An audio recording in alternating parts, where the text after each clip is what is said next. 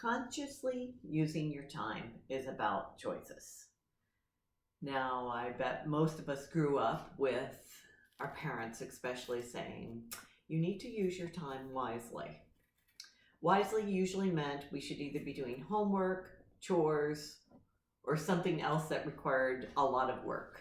It wasn't about, if you used it wisely, it certainly wasn't about reading a book unless it was for school.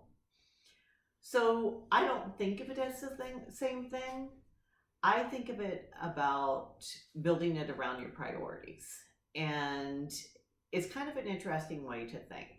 But I have found that when I do consciously use my time around the priorities that I've set based on end goals and what is going on in my life, that I actually have less frustration. I'm much better at saying no to things, which was never one of my strong points. And that in the short term and in the long term, I'm happier and more productive. So what do I mean about consciously using time? It's actually an expression I've started using pretty much in the past month. And since I have no idea when you'll be watching this, let me say it is the end of April of 2020. And we are full force into dealing with the pandemic. So this whole idea of what do we do with our time has certainly become a very big part of conversation, and certainly a very big part of my life and how I think and what I do. So consciously using your time, to me, means really truly knowing what you need to get out of it. That maybe you weren't good at relaxing, maybe you weren't good at sleeping, maybe you didn't interact with people as much as you should, or certain people.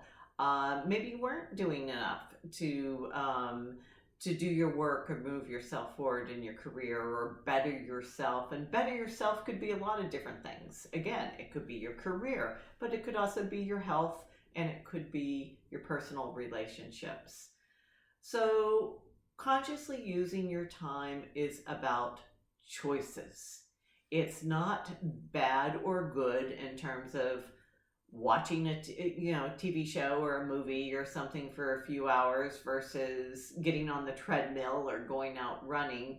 It's about looking at what's important and consciously structuring your time so that you end up where you want to be. You're not frustrated because people are asking you or pulling you into things that you don't want to do. When you know, what I found was if I know what I'm trying to get out of something. So again, you could use the term end goal. I was much better at putting boundaries and parameters so the things that I really, really, really wanted to do or really, really, really needed to do got done. And I just ended up happier short term and long term. So to me, that's what consciously using your time is about.